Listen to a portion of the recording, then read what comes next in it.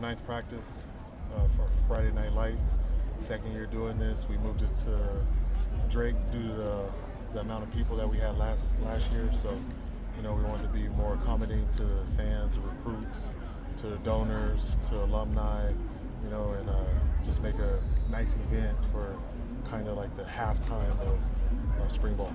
You probably can't say anything specifically, but how have your last, let's say, 72 hours gone since Wednesday? We have a newborn at home, so I have a 7-week-old baby, and then I have an 18-month-old, and there's a 9-year-old, there's a 15-year-old, 13. So my days have been pretty hectic, but I think it's a good hectic. What are you looking to get out of this practice in particular? It's kind of like a second spring game, if you will, because the other one's going to be at the Rose Bowl. What are you expecting to get out of this event? For us, this is really just a practice. This is still our 9th practice, and just like I was just telling my guys right now, that we have to get something out of this practice. I know that the stuff around the field is changing. We changed the location, but we're still playing football, and we need to come out here and get better today. So I'm just excited for everything, and now it's kind of good to see guys in a different environment with a little bit more pressure to come out here and practice and perform well. Have you had any discussions with Joey Aguilar regarding his future here and how he's been performing? We talked to Joey, just like every other quarterback that's in that room, and discuss what's going on or what's not going on and how he's practicing and everything. So I like where Joey's at right now, and hopefully he can keep progressing as spring goes. Does he like where he's at? I would say that he does. Each week, each day, he's getting better. And inserting his leadership on the team. So we can just continue with that. Because there's a lot of things happening around that players can see, fans can see, and I know you can't address specifically, but how do you deal with that from an outsider's point of view, looking in, thinking that there's issues that need to be addressed? Control what you can control. So, as a football player, that's what you got to do. When you're playing big-time stadium, when we go to Ohio State, you got to control what you can control. So if you can't perform because there's a little bit of noise, then that's probably not a good thing. But from what I've seen from Joey these last few practices, he's been good. What do you have recruits here tonight? I wish I had a number, but it's pretty high. So Like 100? I would get to I would say on the bottom end 250. Just on the bottom end.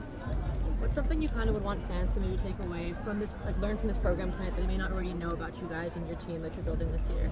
Just seeing just the belief in how these guys practice, mostly. So fans want to support it's the product. So as long as we're putting a good product out there, and I think we did a pretty good job last season with just the way that they approached the game and played throughout those games.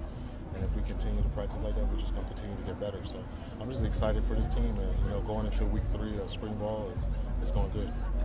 It's only been 2 weeks, but what have you seen from the offense? What excites you? What do you think maybe needs a little bit more work? Really exciting me is up front. Some of those pieces of adding O-line, and they've panned out, and they're doing a really good job. So we're able to run the ball, and Joey has time to throw the ball downfield. So. When you bring in a recruit, whether it's a high school kid or a transfer, you have to do background and find out if they can fit into your culture. Can you explain how you were able to decide that and to make sure that person will fit in? Most of the kids that you end up bringing in, you might have a previous relationship with them. You might have met them in some situation or some way, being in Southern Cal. So I think most of the kids that we've brought in, actually I know most of the kids that we brought in are wired the right way and are the kind of kids that we want. So. Coach, talking about the Bruins for Life program and how instrumental that is to build the program aside from the local recruiting and such, but how instrumental is that for you to get key portal transfers? Bruins for Life is huge. That's the number one key that unlocks everything. So, I'm just glad that we have the type of support that we have with Bruins for Life and able to raise money and allow me to be in the conversation with certain type of players to be able to bring them here to this university.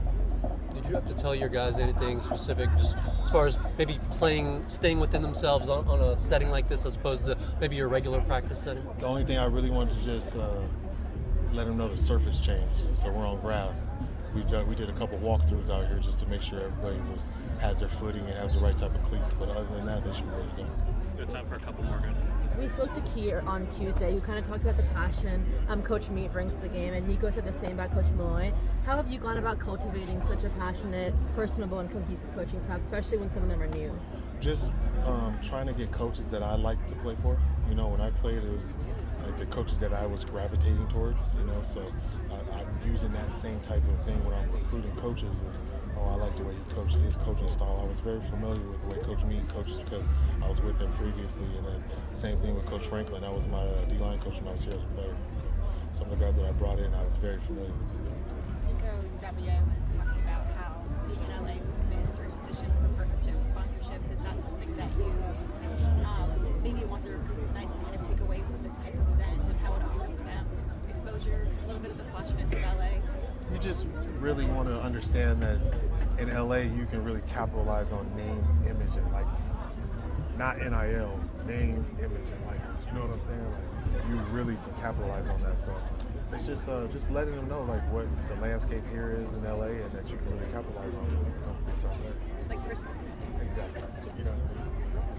What does Coach Meat bring to the defense, and who's standing out amongst the secondary? Just a coach that has a lot of experience, does a great job of getting the guys to believe in him, and it's just night and day from last season. You know, just seeing them. The DBs are the first group in the building.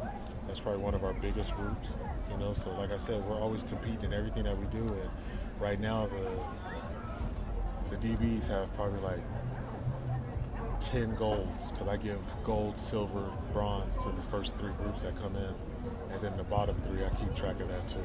And I think that the DBs could lose the rest of the spring and still be in first place.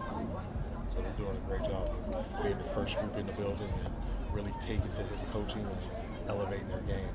But guys that I've seen out there that's doing well, Andre Jordan, you know, he's doing a good job. Key Lawrence, Aaron in the backfield, back there too, playing a little safety and corner. Excited to get Cole back and Kanye, because those are guys, but just seeing them do a little bit of stuff with some of the walkthroughs, you're excited about them. But Scooter's doing a good job too. But you know, everybody that we brought in, I think they're actually coming into their own and doing a good job. But these are all guys that were able to get here and winning. So you're able to assert your leadership with the team, lifting weights and stuff like that. Not just being vocal, but actually letting them see the way that you work, and that helps guys want to follow you. What about Carson Cox? You called him the best running back last year. Is he living up to that? Most definitely. Carson's doing a great job, especially being a freshman running back. He came in early, changed his body completely, probably put on 12 pounds already. So, you know, we had our first Pride Alley, and he did a good job in that the other day. He was able to score 2 touchdowns. So I'm just excited for Carson. You know, sky's the limit. DeShaun Foster. I mean, I wouldn't go that far. No, I'm just kidding. But no, if he can come in and play as a freshman, then yes, I think his ceiling could be a little bit higher than mine. And I'm just excited to see him because he's such a good kid. You mentioned Key. We spoke to him earlier. He just seems like such an animated, energetic addition to this team. Could you talk about his role both on and off the field? Just like you said, he's somebody that brings the energy. He's always going to be excited. You're going to hear him before you see him, you know, and that's just cool when you have guys that when they get out on this football field, they really enjoy what's going on. So the rest of the team, you can see that they kind of feed off his energy. And, you know, I just like when we have guys like that that can help us and bring guys along and just lead vocally and on the field. Thank you, Coach.